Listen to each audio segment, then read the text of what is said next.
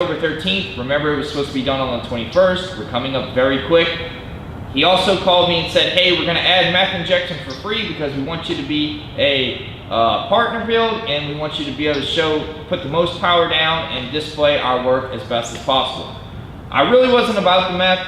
I really wasn't 100%, I wouldn't say sold, because they weren't selling it to me, they were giving it to me, but I really I wasn't too fond of that idea.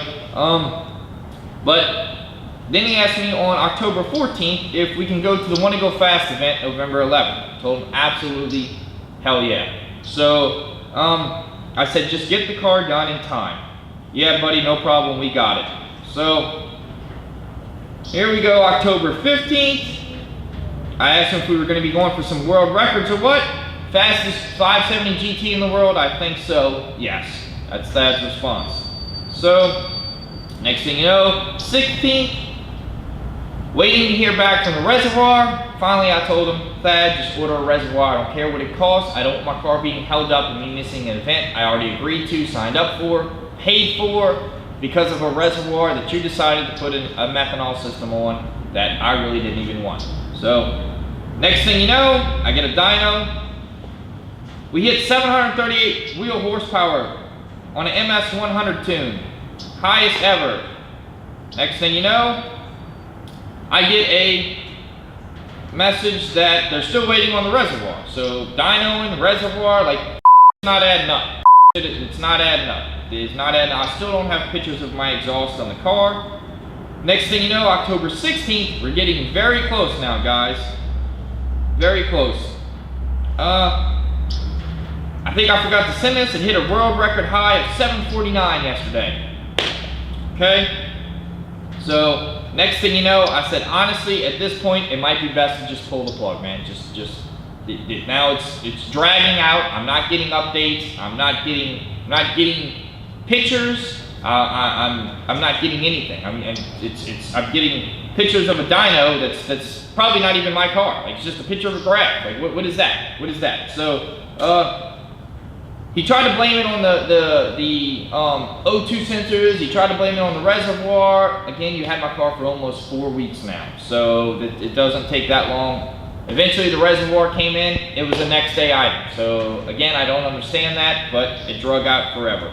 So I went on a rant telling him that, you know, it doesn't take this long to do the car. I'm not stupid. I have a shop. I do these things. I know things run over time, but y'all aren't adding up. Next thing you know, October 20th, I get tagged in a post of my car leaving a guy's house that just built the exhaust. So explain to me how my car was running on the dyno, or October, what was it, 9th, going back together? So was the car going back together or not? It can't be going back together if you didn't put the exhaust on it. So yet again, we're just around in lies.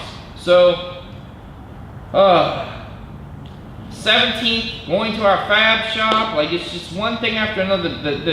The story just it just doesn't add up. So eventually we miss the deadline. The 21st deadline gets missed, blown past. So we're now rolling into the next week. Yet again, more dyno graphs. Not yours, but it should be about the same. So whatever. So now October, let's see here. Let's get to here. October 24th. October 24th. Remember, my car was supposed to be done by the 21st. Is the car back together? We have the diffuser off and back panel. Let me see. He told me the night before that. Let's see. What's going on with my car? Any update? Your car's putting down 720 horsepower, but creeping up to the 749. So, all right, now I might just be a week late. So I asked him if the car is back together. We have to put the diffuser on. We keep those off until they're ready to ship, so it's easily to inspect anything and road test. We even have your new tires on because I got some R88Rs put on there. I said, you got to get things going, man. You're starting to give me doubts. And now the guy with my friend with an orange car purchased his car, and he was definitely not interested after all the runaround I've been getting. October 25th, how are we getting? Getting closer to the 750 tune. Got one drivability we're chasing. The 720 wheel horsepower seems to be perfect, so we're dialing the most HP tune possible. So I respond back, I'm fine with 720 wheel horsepower at this point. I just want my car back. This is costing me every day, and I'm losing money going to events. So October 25th, how are we going on the dyno? So, getting close, got the 720 again. So again, we're back at the same stuff. So hopefully tomorrow, once the dyno sessions are done, we'll button the car up and we're done. This is October 26th. So, asked him that night for an update. He didn't even respond. No response. So, actually no. 9:25 a.m. in the morning on the 26th, I asked him for an update. There was nothing all day until 8:32 at night. All day, no update. So, on October 27th, I finally told him to put the stock tires back on the car, put the car back together, that I was going to come get it. He argued with me that the stock tires did not need to be put back in the car, and I argued back with him that they did to drive 800 miles in the rain. So, I told him that I was flying there to get the car. He asked me what time. This is on October 27th. He asked me what time. At 8:22 a.m. in the morning, he asked what time I would be back. So, I sent him the itinerary. Plan lands at 8 at night. Pulling an all-nighter driving home, he says. I said, I'll see. I'll get the car and then make the decision from there. Still haven't got the Google Drive. I'll update your drive later. Is it alright to bring the car to the airport to you?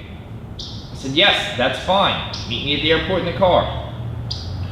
What time do you exactly land? So I sent him the itinerary again. What time exactly do you land? I was supposed to be in Greenville all day in a meeting with Michelin about 2018, so I need to get down there ASAP. I'll be dropping it off at the airport. Perfect, thanks. So I land at the airport. Let's see here. So it says, I asked him where he's going to be at. Because I land at the airport, it's 8:15 now. I asked Dad, where are you going to be at? I still haven't headed that way. Let me know where you are going to be at. I'm at the airport, Dad. That's where I'm at. You told me you were meeting me at the airport. That was the plan, but I got held up. So I messaged, so when are you coming this way? No response.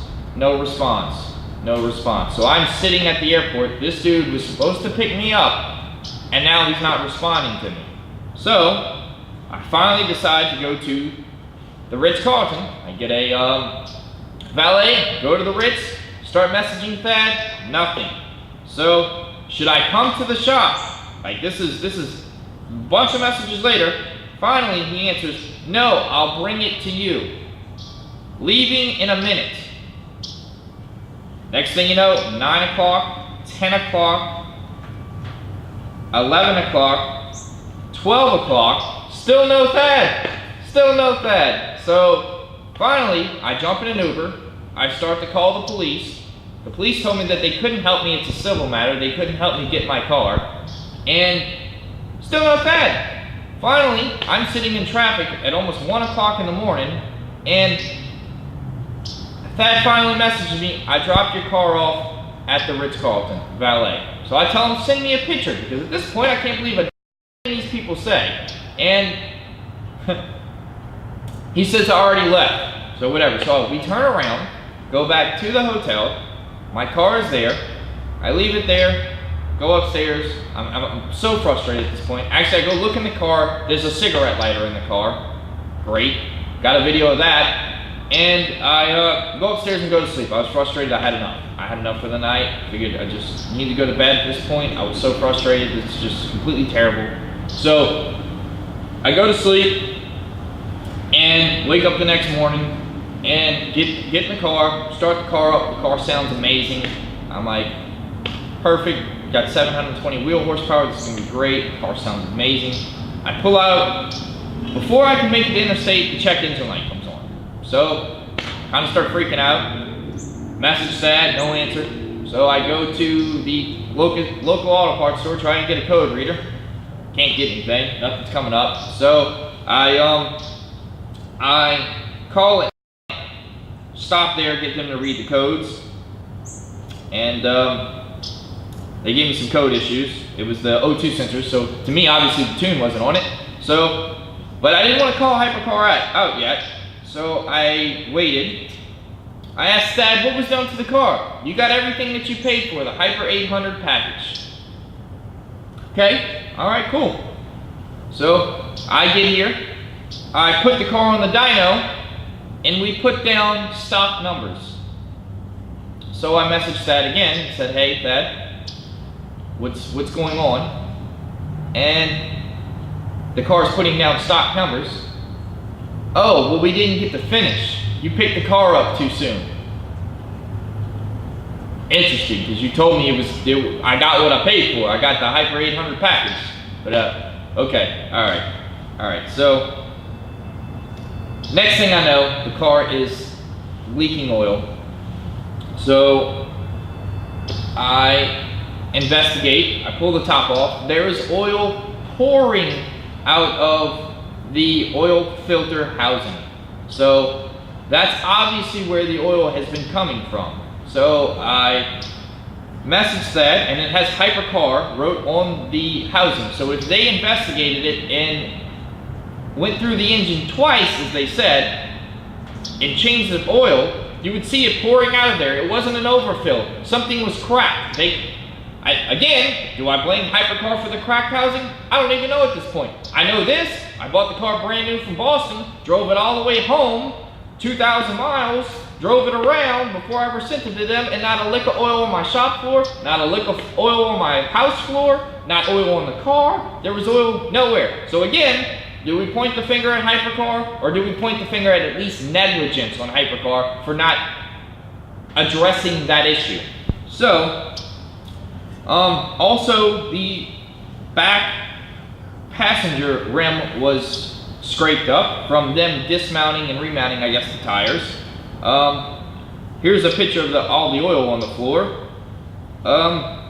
Let's see here. So, after getting my car fixed, again, I get the car fixed, and going back and forth with that about how the car spent 35 days there, or 5, 6, 7 days. The exhaust only took 3 for this guy to hand build, so what took the other 35 days?